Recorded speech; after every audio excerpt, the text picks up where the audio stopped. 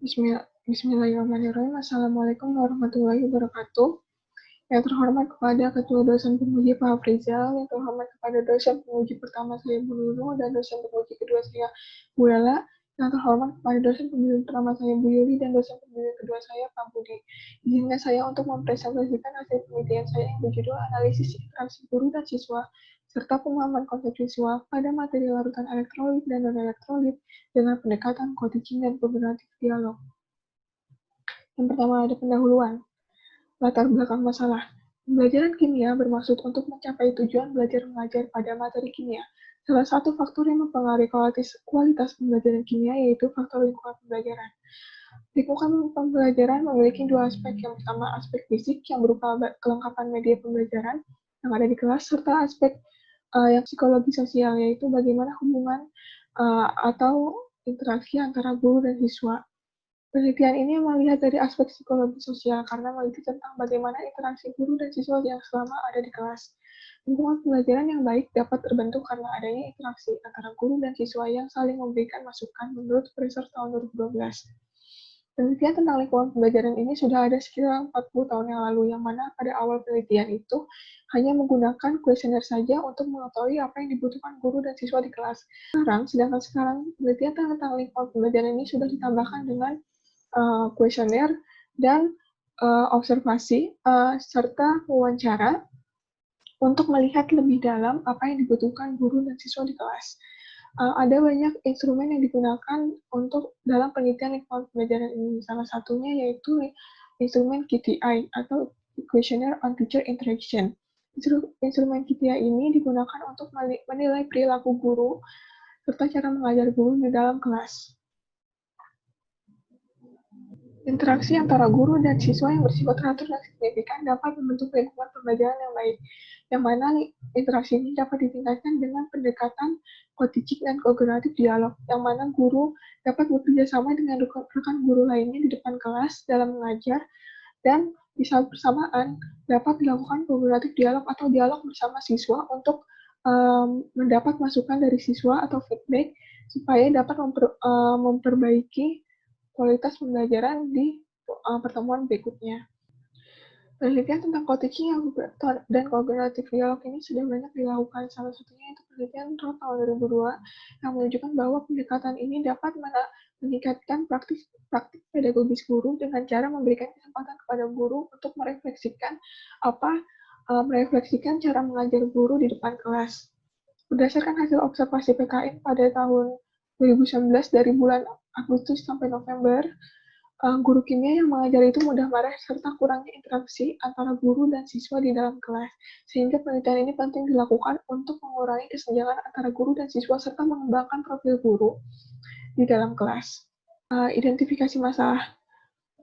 Yang pertama adalah lingkungan pembelajaran yang kurang baik, terutama di aspek psikologi sosial.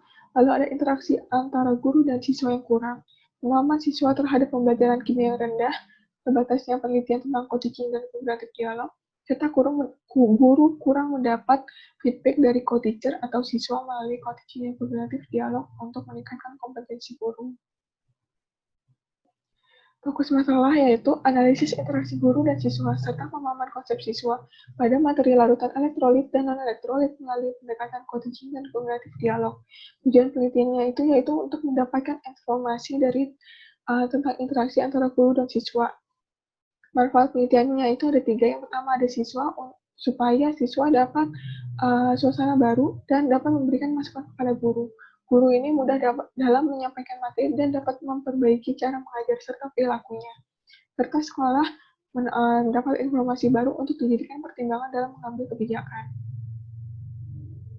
Lalu ada kajian pustaka yang pertama pembelajaran kimia, yaitu interaksi antara siswa dengan lingkungan sekitar untuk mencapai tujuan belajar mengajar di materi kimia. Lalu ada co-teaching dan kooperatif dialog, yang mana merupakan gabungan dari dua pendekatan pembelajaran untuk meningkatkan hubungan antara sesama guru dan siswa, serta merancang rencana pembelajaran untuk membentuk lingkungan pembelajaran yang positif. Lalu ada lingkungan pembelajaran. Lingkungan pembelajaran merupakan perspektif guru dan siswa terhadap suasana di sekitar yang diciptakan selama kegiatan belajar mengajar berlangsung. Lalu ada interaksi guru dan siswa yang merupakan komunikasi timbal balik antara guru dan siswa yang mengandung maksud tertentu untuk mencapai tujuan belajar mengajar. Dan interaksi guru dan siswa ini dapat dinilai menggunakan instrumen KPI yang terdiri dari 8 dimensi yaitu 4 dimensi positif dan 4 dimensi negatif yang mana akan dijelaskan di bab hasil dan pembahasan nanti. Lalu ada pemahaman konsep. Pemahaman konsep ini dalam penelitian ini dijelaskan secara kualitatif berdasarkan Cognitive Rigor Matrix HEX atau HEX-CRM yang mana yaitu matriks yang menggabungkan taksonomi Bloom revisi dengan Depth of Knowledge Web atau WebDoc. Taksonomi Bloom revisi ini yaitu menjelaskan tentang tingkat proses kognitif yang mana dari C1 sampai C6. Lalu sedangkan Depth of Knowledge Web atau WebDoc ini yaitu kompleksitas pemahaman yang diperlukan oleh siswa untuk menjawab suatu masalah yang mana ini menjawab dari tes pemahaman konsep. WebDoc ini terdiri dari 4 level. Level pertama sampai level 4. Level pertama itu yang sederhana dan level keempat itu lebih kompleks, jawaban yang lebih kompleks dari siswa. Lalu ada karakteristik materi larutan elektrolit dan non-elektrolit, yaitu materi ini terfokus pada konsep larutan, analisis sifat larutan, elektrolit dan non-elektrolit, serta penyebab larutan elektrolit dapat mengantarkan arus listrik. Dan serta ikatan kimia, konsep ikatan kimia yang masih berhubungan tentang larutan elektrolit dan non-elektrolit. Metodologi penelitian yang bertujuan untuk mendapatkan informasi dan menganalisis interaksi guru dan siswa serta pemahaman konsep siswa. Lalu subjek penelitiannya ada peneliti sendiri sebagai seorang guru serta 36 siswa kelas 10 IPA 1. Penelitian ini dilaksanakan di SMA 50 Jakarta. Lalu waktu pelaksanaannya itu dimulai dari awal Januari hingga Februari tahun 2020. Dan jenis penelitiannya ini yaitu penelitian transformatif, yaitu cara untuk mencapai perubahan di tingkat individu. Dan perubahan yang dimaksud ini yaitu perubahan pada peneliti sendiri sebagai seorang guru.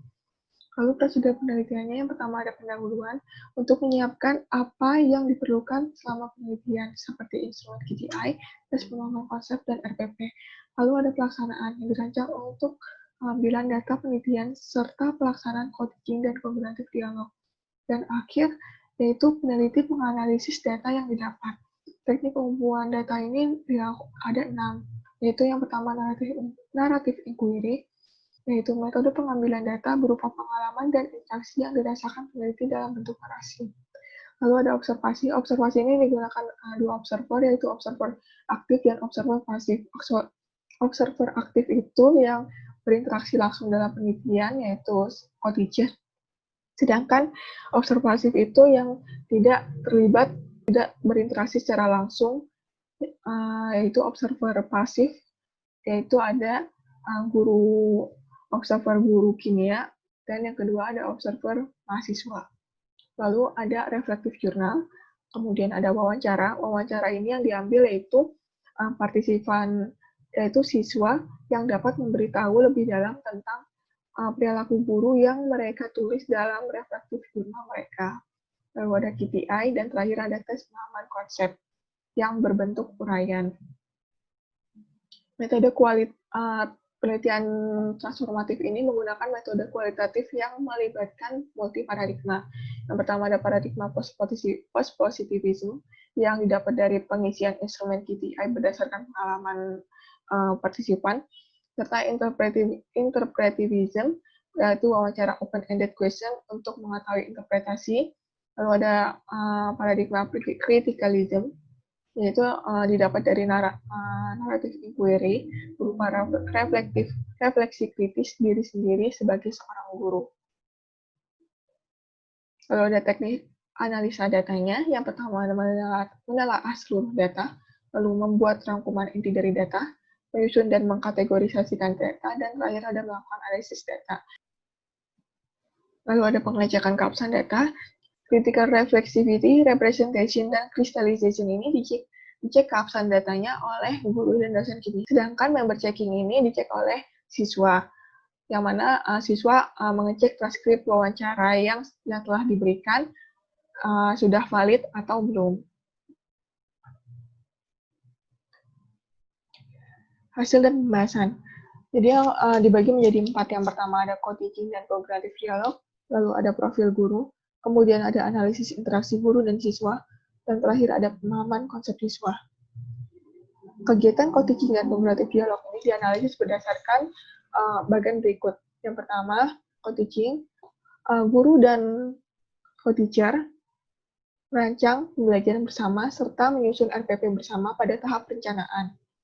Setelah itu, pada pertemuannya, dilakukan kolaborasi mengajar. Guru dan co-teacher mengajar di depan kelas. Setelah itu, di akhir pertemuan, dilakukan dialog dengan siswa, co-teacher, dan observer. Dialog ini bertujuan untuk mendapatkan masukan dan melihat apa yang kurang dari pertemuan saat itu. Setelah itu, dilakukan refleksi berdasarkan masukan yang diterima. Setelah dilakukan refleksi, kembali lagi menyusun pada tahap perencanaan untuk memperbaiki apa yang kurang dari pertemuan sebelumnya. Dan ini dilakukan sampai di akhir pembelajaran, sampai di akhir materi larutan elektrolit dan non-elektrolit. Pada tahap perencanaan di co-teaching, data yang didapat itu lebih banyak berupa data naratif inquiry berbentuk narasi. Guru dan co-teacher itu bekerja sama dalam tahap perencanaan ini untuk membentuk rencana pembelajaran yang baik untuk diterapkan kepada siswa. Lalu pada kolaborasi mengajar, data yang didapat bisa berupa observasi co-teacher, ataupun reflective journal dan naratif inquiry.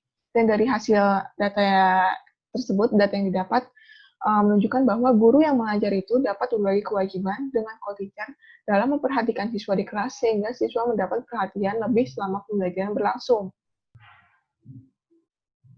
Lalu pada kolaboratif dialog ini, dialog dengan siswa ini, sebenarnya ada 3 masukan. Yang pertama itu dialog dari observer mahasiswa yang menunjukkan bahwa guru tadi dan co-teacher itu terlihat tabrakan. Maksudnya tabrakan ini guru dan co-teacher itu saling sautan atau saling menimpali gitu. Jadi misalnya guru belum selesai bicara, tiba-tiba co-teacher sudah ngomong duluan.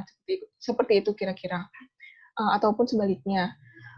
Setelah itu, ini dari dialog observer mahasiswa, terus ada yang kedua itu ada masukan dari siswa, yang mana siswa mengatakan bahwa tulisan di papan tulis itu masih terlalu kecil. Nah, terus yang terakhir itu masukan dari co-teacher sendiri yang mengatakan bahwa itu lebih ke pembelajaran praktikum, yang mana sebaiknya kelompok siswa itu sebaiknya dibagi oleh guru dibanding siswa yang menentukan supaya lebih rata, lebih adil untuk membagikan kelompok praktikum.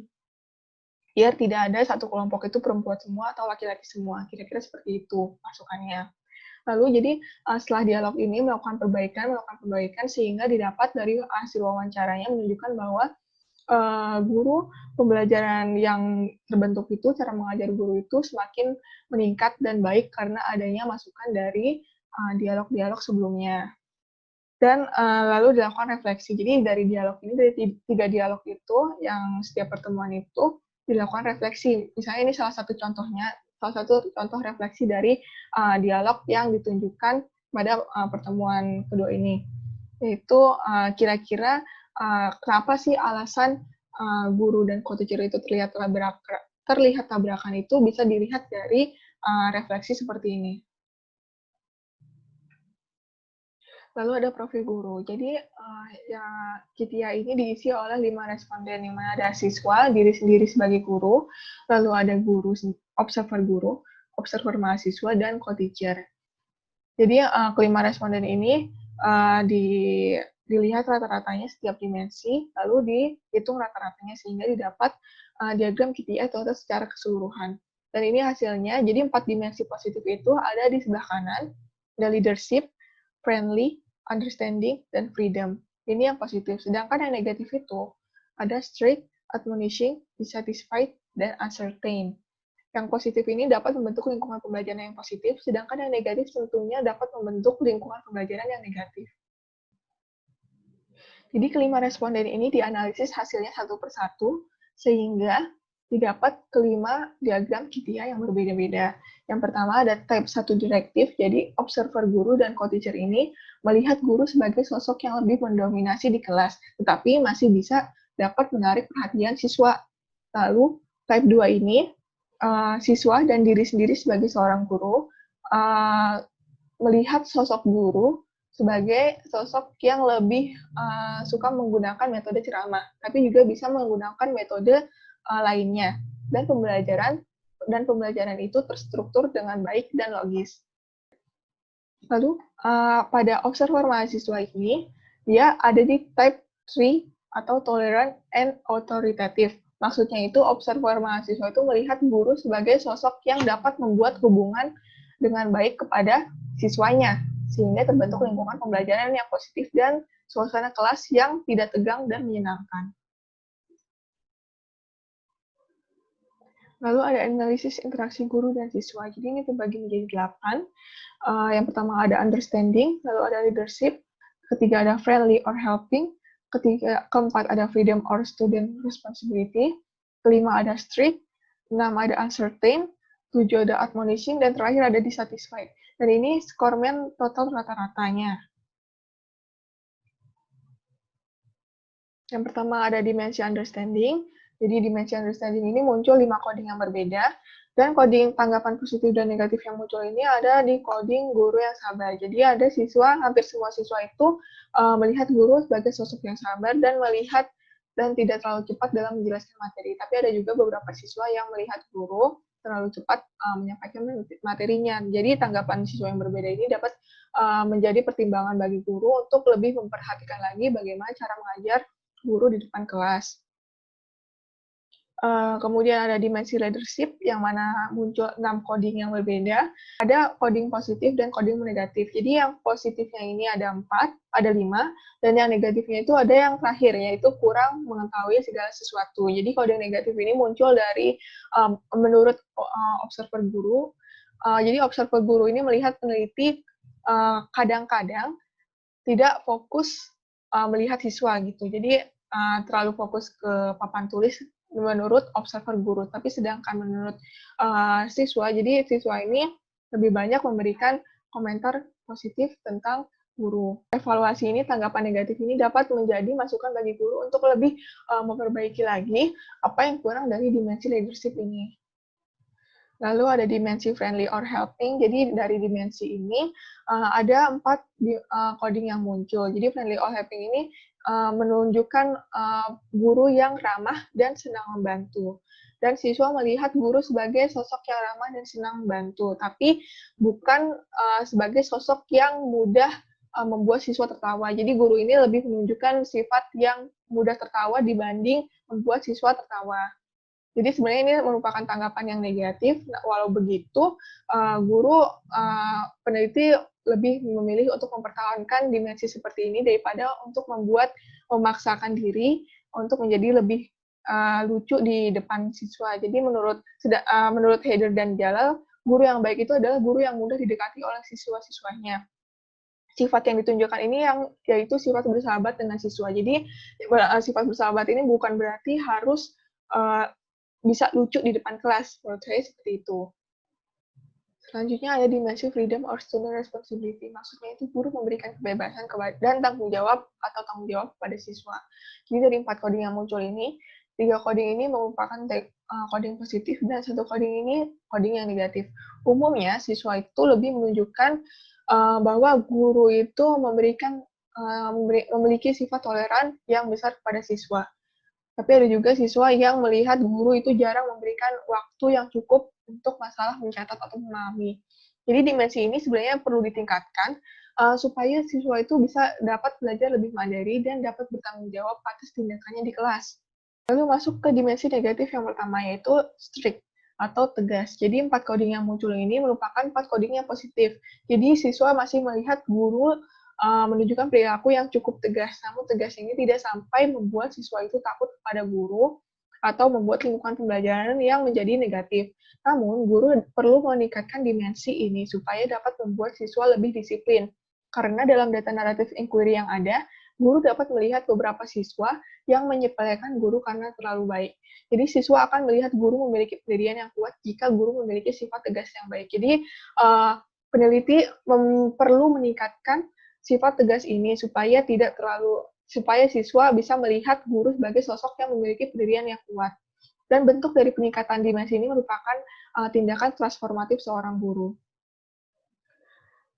Lalu dimensi negatif kedua yang muncul yaitu dimensi uncertain atau guru terlihat ragu-ragu saat di depan kelas. Jadi dari rangkaian penelitian ini hanya satu kali guru terlihat tidak yakin saat mengajar di kelas, yaitu dan tidak yakinnya itu muncul karena faktor tertentu saja. Jadi coding yang muncul ini ada dua, yaitu coding positif yaitu guru percaya diri, dan coding negatif yaitu guru tidak yakin saat mengajar. Jadi perilaku ini perlu dirubah dan perlu diperbaiki supaya guru bisa lebih yakin lagi saat mengajar di kelas. Dan bentuk perubahan ini dapat dikategorikan sebagai tindakan transformatif seorang guru. Lalu dimensi ketiga yang muncul yaitu dimensi admonishing. Dimensi admonishing itu guru menunjukkan perilaku yang mudah marah di depan kelas, dan coding yang muncul ini merupakan coding positif, yaitu menegur siswa, tapi menegur siswanya itu tidak sampai membuat siswa itu sakit hati dan tidak marah. Jadi bisa dilihat dari skornya 1,65, guru menunjukkan bahwa guru tidak mudah marah saat di depan kelas, dan perilaku ini merupakan perilaku positif yang menunjukkan bahwa guru tidak mudah marah, sehingga perilaku ini perlu dipertahankan dan tidak perlu diubah. Lalu dimensi negatif yang terakhir yaitu dissatisfied dengan skor MAN yang paling kecil, yaitu 1,31. Ada dua coding positif yang muncul, yaitu siswa percaya diri dan tidak curiga. Dan dari hasil ini, siswa melihat guru sebagai sosok yang menghargai jawaban atau pendapat siswa, sehingga siswa lebih percaya diri saat belajar di kelas. Dan perilaku ini perlu dipertahankan sehingga tidak terjadi tindakan transformatif pada dimensi ini. Selanjutnya masuk ke pemahaman konsep siswa. Pemahaman konsep siswa menjadi lebih baik setelah guru melakukan evaluasi dan refleksi perilaku guru selama mengajar, sehingga terbentuk interaksi dan lingkungan belajar yang baik. Pemahaman konsep dijelaskan secara kualitatif berdasarkan cognitive rigor matrix HAS atau HAS CRM yang sudah dijelaskan di kajian pustaka sebelumnya. Dan ada 4 indikator yang dianalisis berdasarkan matriks HAS ini, HAS CRM ini. Dan ini adalah hasil dari grafik pemahaman konsep siswa. Pada indikator pertama, yaitu larutan elektrolit dan elektrolit kuat, elektrolit lemah, dan non-elektrolit. Dan non-elektrolit ini menunjukkan bahwa 86,11% siswa ini berada di C1 level 1. 86,11% ini sebanyak 31 siswa. Dan yang paling rendah itu berada di 33,33% siswa. Atau C4. C4 atau bisa dibacanya 2C4. Atau sebanyak 12 siswa. Lalu pada indikator kedua, yaitu ikatan kimia dalam larutan elektrolit dan non-elektrolit, menunjukkan bahwa sebanyak 52,78% atau 19 siswa berada di level 1 C4. 1 atau bisa disebut 1 C4. Dan yang paling rendah itu berada di 1 C2 atau 8,33% siswa sebanyak 3 siswa. Lalu indikator ketiga yaitu reaksi ionisasi dan disosiasi, yang menunjukkan bahwa yang paling besar 50% siswa atau sebanyak 18 siswa berada di 1C1. Sedangkan yang paling sedikit itu ada di 1C2 dan 1C3, yaitu 13,89% siswa. Lalu indikator ketiga yaitu uji elektrolit, yang mana yang paling besar itu 100% siswa, atau 36 siswa, seluruh siswa berada di 1C3, dan yang paling sedikit itu ada di 1C4, atau 75% siswa, atau sebanyak 27 siswa berada di pemahaman 1C4. Masuk ke refleksi, bagian refleksi. Ternyata setelah dilihat hasilnya, ternyata ada 2 siswa yang tidak memenuhi KKM. Setelah ditanya mengapa pada dialog kooperatif dialog, ternyata guru kurang memberi latihan soal. Tidak semua siswa itu juga langsung mencatat contoh soal yang telah guru berikan. Ini bisa dilihat dari refleksi inquiry berikut di bawah ini. Hal ini menjadi masukan yang sangat penting untuk memperbaiki apa yang kurang dari guru supaya siswa itu dapat memahami materi yang diberikan. Lalu masuk kesimpulan. Jadi co-teaching dan kooperatif dialog dapat membantu mengembangkan lingkungan pembelajaran interaksi guru dan siswa, serta profil guru yang positif.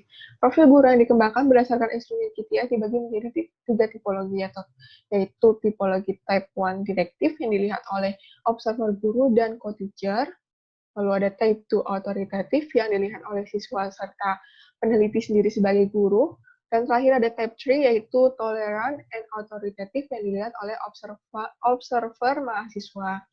Lalu guru mengalami transformasi perilaku setelah melakukan penelitian dengan pendekatan co-teaching dan kognitif dialog. Lalu pemahaman konsep siswa kelas 10 IPA 1 berada di level 1 recall dan level 2 skill and konsep berdasarkan science level of depth of knowledge atau DOC atau web doc yang sudah dijelaskan sebelumnya. Dan ini profil gurunya. Dan ada 5 dimensi yang mengalami transformasi yang perlu ditingkatkan atau perlu dirubah, yaitu ada dimensi understanding, leadership, freedom, strict, dan uncertain. Ya, sekian dari presentasi saya, kurang lebihnya mohon maaf. Wassalamualaikum warahmatullahi wabarakatuh.